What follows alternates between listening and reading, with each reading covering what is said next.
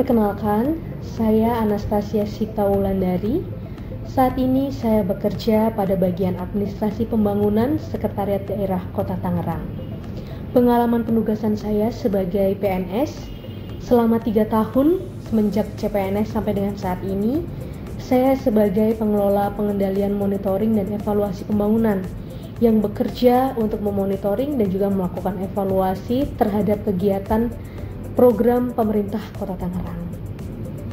Pada kesempatan ini, saya akan memperagakan kegiatan terkait dengan pekerjaan seorang pengawas penyelenggaraan urusan pemerintahan daerah sebagai salah satu syarat untuk memenuhi tugas dari uji kompetensi perpindahan jabatan ke dalam jabatan PPUPD Ahli Pertama tahun 2024. Selamat siang Bapak Ibu dan teman-teman semuanya. Mohon izin saya akan menyampaikan analisis terkait isu strategis sebagai bahan rencana kita untuk menyusun rencana pengawasan 5 tahunan. Jadi isu strategis yang sudah saya lakukan itu terkait dengan isu strategis nasional. Terdapat 10 isu strategis nasional. Yang pertama tentang kesehatan masyarakat, ketahanan pangan, ketahanan energi, pemberdayaan ekonomi, pengelolaan sumber daya alam, pendidikan dan keterampilan, keamanan dan pertahanan, pengembangan infrastruktur, perubahan iklim, dan juga pembangunan teknologi dan inovasi. Lalu kemudian isu strategis ini dituangkan kembali di dalam program dan proyek prioritas RPJMN, Rencana Pembangunan Jangka Menengah Nasional tahun 2025 sebagai berikut, yaitu pembangunan infrastruktur, peningkatan akses pendidikan, peningkatan akses kesehatan, pemberdayaan ekonomi masyarakat, pengembangan sumber daya manusia, perlindungan lingkungan, pengembangan sektor pertanian, pengembangan energi terbarukan, peningkatan keamanan dan ketertiban, serta pengembangan pariwisata. Dari program nasional ini diturunkan pula di dalam isu strategis Kota Tangerang yang sudah disusun ini pada tahun 2024 ya Bapak Ibu. Isu strategis pemerintah Kota Tangerang ada 10 juga mengikuti dari isu strategis nasional tadi. Infrastruktur, pengelolaan lingkungan, pendidikan, kesehatan masyarakat, ekonomi dan ketenagakerjaan, ketahanan bencana, keamanan dan ketertiban, pengembangan wilayah, pemberdayaan masyarakat, pengembangan teknologi dan inovasi juga. Ini juga sudah tertuang dalam program RPJMD tahun 2024 sampai dengan 2029. Ada 10 poin juga terkait dengan isu strategis yang tadi sudah ada, yaitu infrastruktur kota, peningkatan akses pendidikan, peningkatan akses kesehatan, pemberdayaan ekonomi masyarakat, pengembangan lingkungan dan taman kota, peningkatan kebersihan kota, peningkatan keamanan dan ketertiban, pengembangan wisata dan budaya, pengembangan smart city dan juga pengembangan kawasan industri. Nah, dari isu strategis milik kota dan juga nasional itu ada 4 aspek yang beriringan.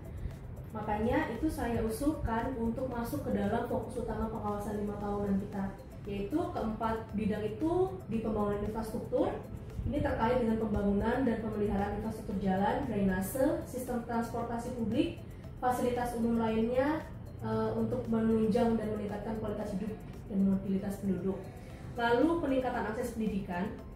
Ini terkait dengan pembangunan dan perluasan fasilitas pendidikan, peningkatan kualitas pendidikan dan program-program untuk meningkatkan akses pendidikan bagi masyarakat Kota Tangerang. Kemudian peningkatan akses, ini harusnya akses kesehatan. Jadi ini peningkatan akses kesehatan itu diantaranya meliputi pembangunan dan peningkatan fasilitas kesehatan seperti rumah sakit, puskesmas, klinik, serta program-program untuk meningkatkan akses masyarakat terhadap layanan kesehatan. Lalu kemudian yang terakhir, pemberdayaan ekonomi masyarakat. Di dalamnya adalah program pelatihan kerja, bantuan modal usaha, pembangunan pasar tradisional, dan fasilitasi untuk pengembangan sektor ekonomi lokal. Jadi saya rasa fokus-fokus utama inilah yang nanti akan kita pertajam kembali dalam rencana pengawasan kita yang tahunan. Jadi saya usulkan untuk keempat fokus ini untuk kita lebih dalami dan juga lebih kita pertajam sebagai upaya pengawasan agar pemerintahan ini berjalan dengan lancar. Sekian Bapak Ibu, jika ada tanggapan saya persilakan. Selamat pagi Pak Sekretariat, terima kasih atas waktunya. Mohon izin saya ingin menyampaikan usulan terkait dengan PKPP Kota Tangerang tahun 2024.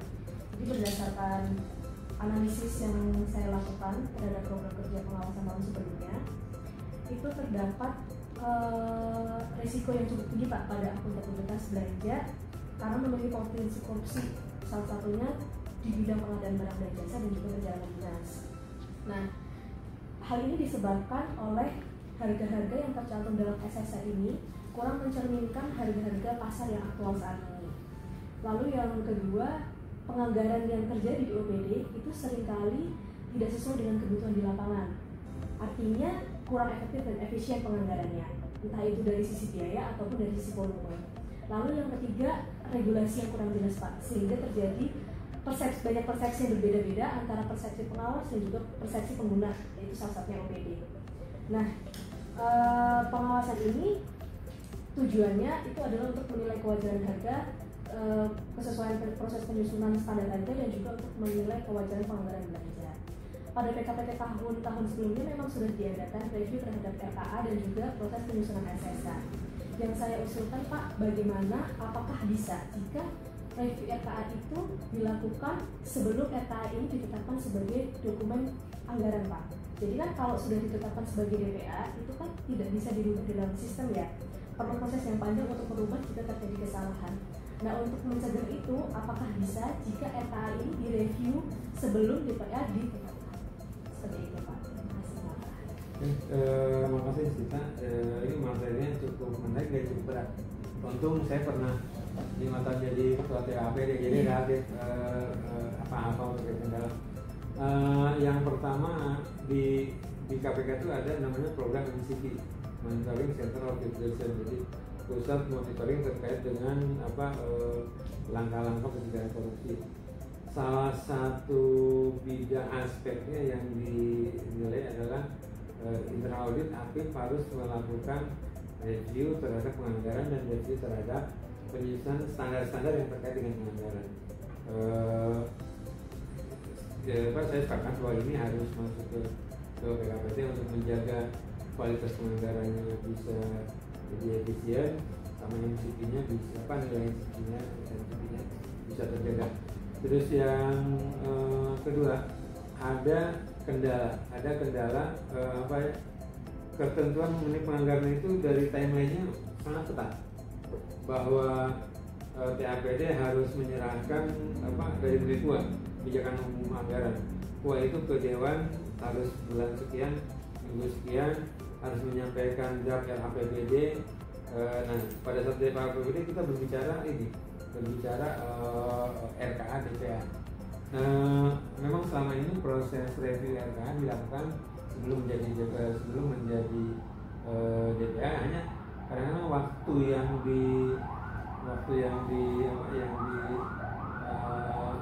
tersedia itu tidak cukup ideal, sehingga posisinya inspektorat melakukan sampel terhadap beberapa kegiatan.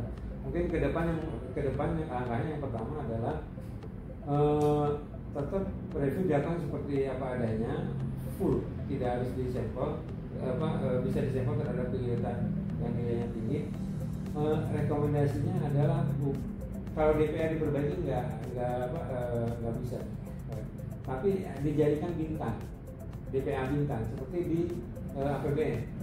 APBN itu kalau hasil reviewnya Irjen, posisinya misalnya ada dinasnya udah mengadakan kursi 100 unit, hasil review kita ini nggak bisa 100 unit, maksimal aulanya juga hanya 50. Akhirnya catatan kita boleh dilaksanakan tapi hanya 50 unit. Atau ada satu kegiatan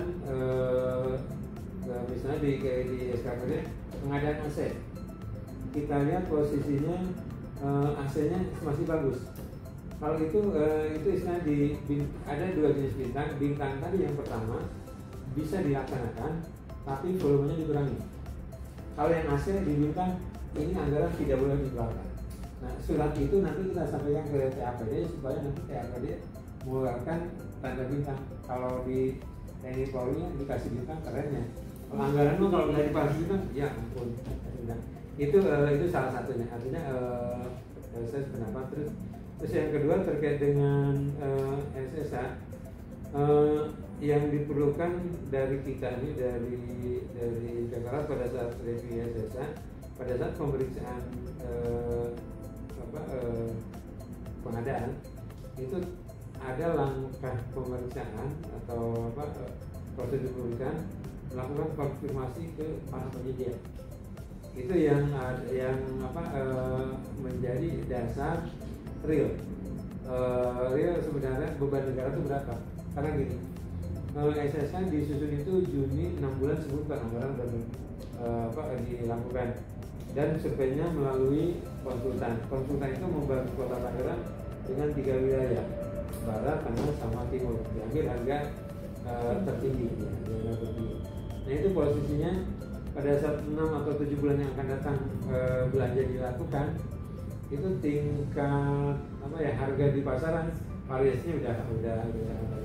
Nah ini prosedur dari kita ini selaku pemeriksa, nanti Bapak Ibu jadi P2 di prosedur pemeriksa ini harus ada konfirmasi. Itu yang menjadi dasar beban negara yang keluar itu harus barangkali itu secara umum. Terima kasih Pak. Berarti memang yang perlu kita rubah pelajaran BKPD ini adalah tentang metodenya ya Pak? Iya, baik Pak, nanti akan dijelaskan. Terima kasih. Selamat siang Pak. Ya, Pak, saya izin mau melaporkan Pak. Jadi kemarin ada laporan masuk Pak dari masyarakat anti korupsi Pak. Jadi ada laporan pengaduan kepada kami bahwa ada indikasi terjadinya penyalahgunaan wewenang dan juga korupsi dalam proyek pengadaan GOR di Kecamatan N Pak. Lalu kemudian kita sudah mendalami, sudah melakukan analisis juga Pak. Kami sudah melakukan klarifikasi terhadap pelapor, dan juga kami mencari informasi, mendalami juga informasi dari pihak-pihak terkait termasuk dari Dinas Terpin selaku pelaksana. Kemudian setelah kami melakukan konfirmasi itu Pak, didapatkan bahwa ternyata memang proyek itu sudah diberikan sanksi kepada si kontraktornya Pak, karena memang seharusnya selesai di akhir tahun, ternyata tidak selesai di akhir tahun. Jadi nanti kemungkinan akan ada proyek lanjutan. Jadi memang si penyelenggaranya sudah diberikan denda dan tidak ada indikasi korupsi juga. Jadi bahan-bahannya semuanya sudah saya kumpulkan Pak. Nanti ini untuk klarifikasi kepada masyarakat anti korupsi. Terima kasih Bu. Ya. Bahannya nanti akan saya tindak lanjuti. Baik.